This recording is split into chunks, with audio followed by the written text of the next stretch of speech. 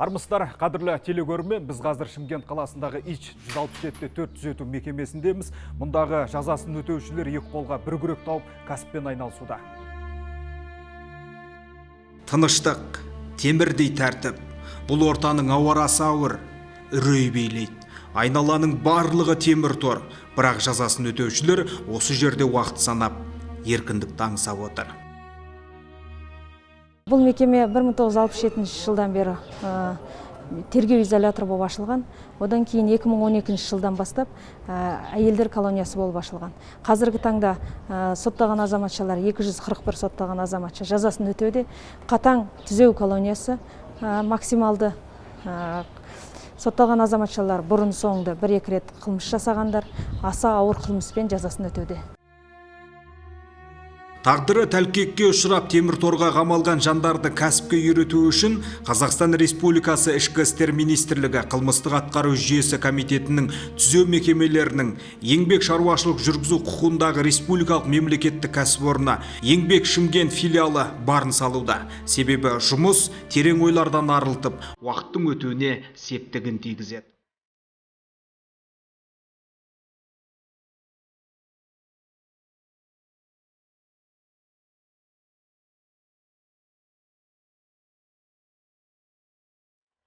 Бірінші кезде енді бұл кісілердің көбісі ешқандай тігінді мына жұмыстан бейхабар болып келеді ғой. Сол себептен алғашқы кезде үйрету бұл кісілерді мына жұмысқа келтіру өте сәл қиындау түседі. Неге десеңіздер, 1 ай уақыт береміз үйренуге. Өйткені ол кезде ешқандай неғылмаймыз, тек қана үйренуге 1 ай уақыт беріледі. Содан кейін барып жайлап бұл кісілер уже тігінге бейімделе бастайды. Ал енді тігінге бейімделген кезде бізде бұл жерде неше түрлі өнімнің неше түрлісін шығарамыз ғой. Көбіне өзіміздің колониялардың берілген тапсырыстарымен сотталғандар арналған киімдер тігеді, арнайы киімдер. Тағы да басқа да не тапсырыс болады, біз соны мысалға тігеміз. Оның барлығында бұл кісілер енді сол үйрену барысында өздерін көрсете біледі. Оның үстіне біздің жұмыстың барлығы бұл жерде айлық мысалы істеген ісіне қарай өтіледі. Қанша істелді, мысалы әр істелдің, әр өнімнің өзінің не болады, келіскен шарты бойынша ақысы сол ақымен бұлар айлық алады. Жалпы Қазақстанда 6 әйелдер колониясы бар. Олардың 5-еуі жалпы ұстау режимдегі түзеу мекемесі. 6-шысы қатаң режимдегі колония Шымкентте. ИЧ 167-4 түзеу мекемесінде бүгінде 241 нәзік жанды арулар айыбын өтеп абақтыда отыр. Олардың дені адам өлтіру, алаяқтық, нашақорлық фактісі бойынша істі болғандар.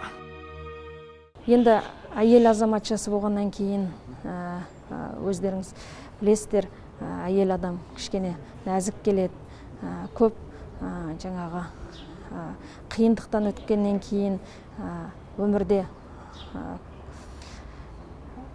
өкпелегіш келеді, жылағыш, жылайды өздерінің несін, бала шағасын, басқа ата-аналарын сағынып, басқа жағдайлар болып жатады.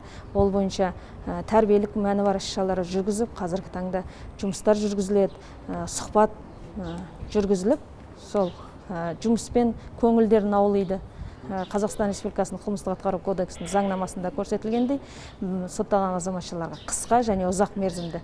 Қазіргі пандемияға байланысты онлайн режимде, мысалға алыс туысқандарын қазіргі таңда мысалға 10 жыл көрмеген, 8 жыл, 9 жыл көрмеген сотталған азаматшалар өзінің туыстарын онлайн жүйесі арқылы жаңағы сөйлесіп жатыр. Қысқа мерзімді және ұзақ мерзімді кездесулерін пайдаланып жатыр. Тігін цехі 2 ауысым бойынша жұмыс жасайды, күніне 100-ге жуық киім тігеді. Мұндағылар еңбекке үйреніп қана қоймай, тапқан ақысын отбасына жіберуге де болады. Өздеріңіз көріп отқандай жаңа маркадағы тігін машиналар. Оның барлығы да жаңағы скоростной деп айтамыз ғой енді. Скоростной машинкалар өте қолайлы. Оның барлығын бізге мысалға өзімізге өшірге әкеп беріп отқан, осымен қамтамасыз етіп отқан өзіміздің Еңбек Шымкент филиалы РГП, РМК дейміз ғой бұлай. Сол жақтар барлығын бізге осының барлығын уақытысымен өздері ауыстырып беріп отырады.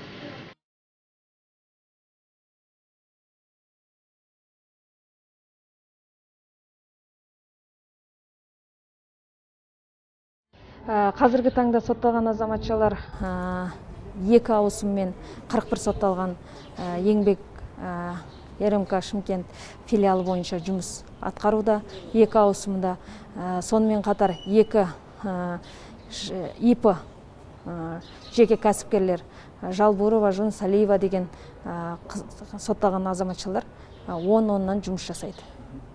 Қазіргі таңда енді бізде мынау сотталған азаматшаларды кәсіптік колледж бар.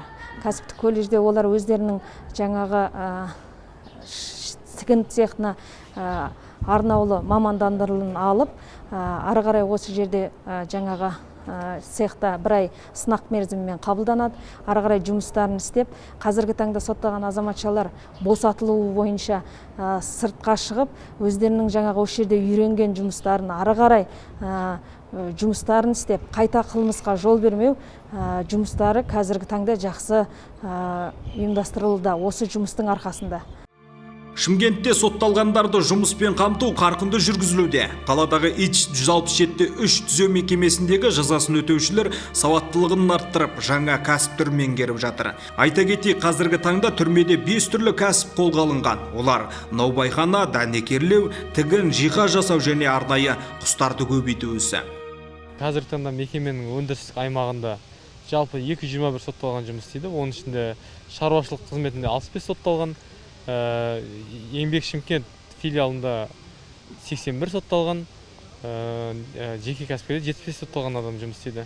Біз қазіргі мекемеде өндірістік аймағында наубайхана, дәнекерлеу цехы, тігін цехы, жиһаз цехы және құс өсірумен айналысады. Және түзеу мекемесінде жазасын өтеп жатқандар қосымша кәсіп түрін меңгеріп жатыр. Ол үшін кәсіпкерлер мен мекеме басшылығы арасында келісім түзілген. Арнайы бағдарлама негізінде сотталушыларға өндіріс орындары ашылып, екі қолға бір күрек табылуда.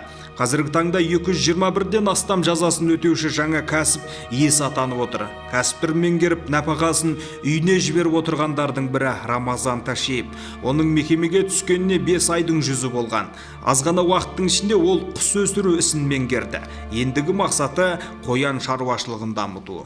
Тауықтан 50 бар, үндік жануары 20-сы бар. 2 есе көбейтуге ниеттеміз. 200 тауықты жаңағыда Брама деген сортынан, бұл пародасы сондай Брама деген. Соны 200 шөже аштырайын деп жатырмыз. Үндіктен де жаңағыда 50-ін салып қойғанбыз, одан 50 жұмыртқасын салып қойғанбыз. Бұдан бөлек мекемеде басқа да кәсіп түрлері бар. Мәселен, жиһаз құрастыратын мына цехта 37 сотталушы жұмыс істейді. Небәрі 3 айдың ішінде жазасын өтеушілер 800-ге жуық орындықты жасап шығарды. Тапсырыс берген кәсіпкер сапалы өнім жасау үшін қажетті дүниелерді уақытылы жеткізіп отыратын көрінеді. Өндіріс аймақты бастағанымызға 3-4 айдың жобасы болды. Содан бері қол астымызда 37 адамдай жұмыс істейді, сотталушы азаматтар. Сол азаматтарға жұмыспен қамтамасыз етіп отыр. Бұл жерде тапсырысымыз стол болып отыр. Келешекте басқа да түрлерін шығарсақ деген ойларымыз бар. Сотталғандар 8 сағат еңбек етеді. Тапқан ақысын отбасына жіберсе, бір бөлігімен мемлекет алдындағы берешегін өтейді. Әр түзету мекемесінде дүкен бар, сол жерден керегін сатып алуға да болады.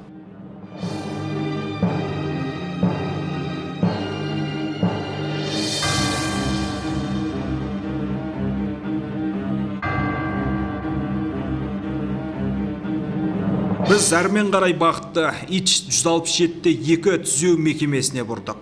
Бұл жерде аса ауыр қылмыс жасағандар отырады. ИЧ 167-те 2 түзеу мекемесінің тарихы 20 ғасырдың 57 жылдарынан бастап алады. 700 адамға лайықталған. Қазір мұнда 671 адам жазасын өтеуде. Мекеменің тарихы 1957 жылдан басталады. 1957 жылдан бастап мекеме түзеу мекемесі болып қалыптасып, бұл жерде қылмыс атқару жүйесі бойынша жұмыс атқарған.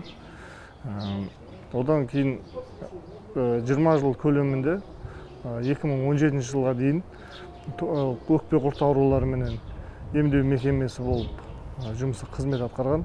2017 жылы мекеме қайта жабдықталып, толық дезинфекциялау жұмыстарынан өткізіліп болғаннан кейін қауіпсіздігі барынша жоғары мекеме болып қайта қалыптастырылды.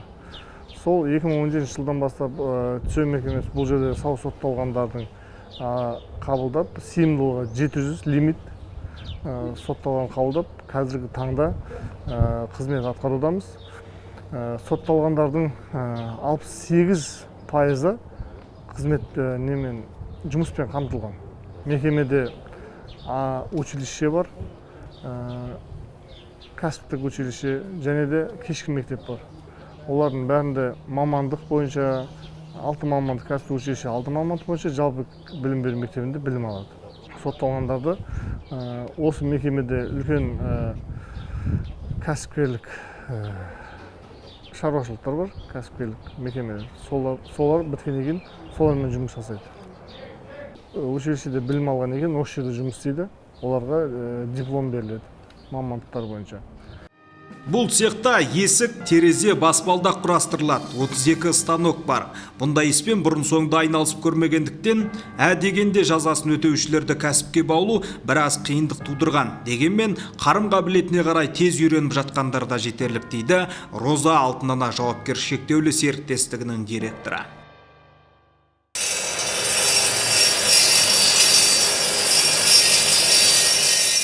Өшелді сотталған азаматтардың сотталған азаматқа жұмыс беріп отырмыз. Жұмыс барысы бізде алдымен есік, терезе, баспалдақтарды құрастырып, жартылай полуфабрикат жасаймыз.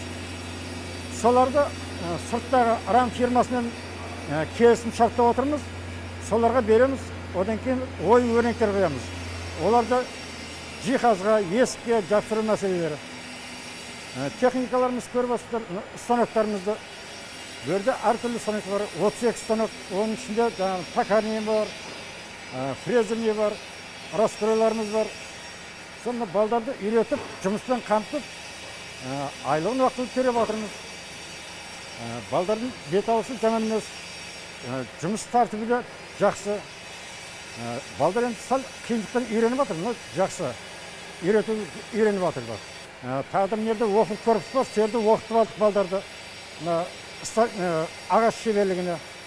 Сөйтіп станокты өзіміз баптап, үйретіп, одан кейін стажировка арқылы жұмысқа алып жатырмыз. Қазір балдардың еңбегі жақсы тәуір.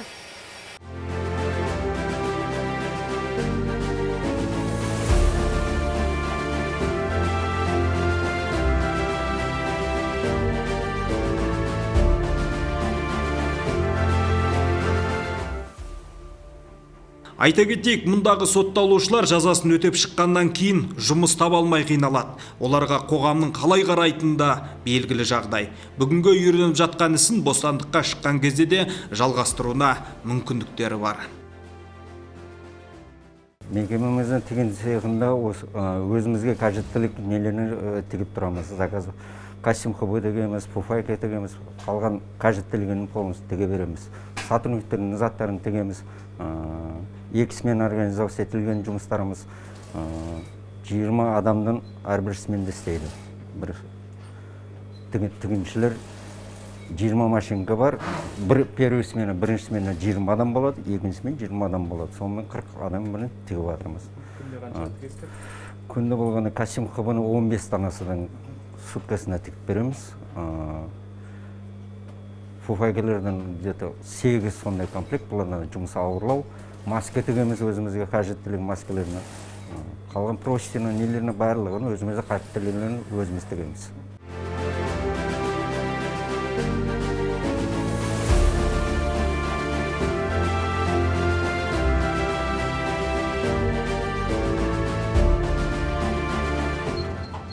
Абайсызда аяғын шалыс басып темір торға тоғытылғандар өткен ісі үшін өкінет. Алайда заң бәрімізге ортақ екендігін ұмытпайық. Қымбатты телекөрермен, осымен біздің хабарымыз аяқталды. Сау саламатта болыңыздар.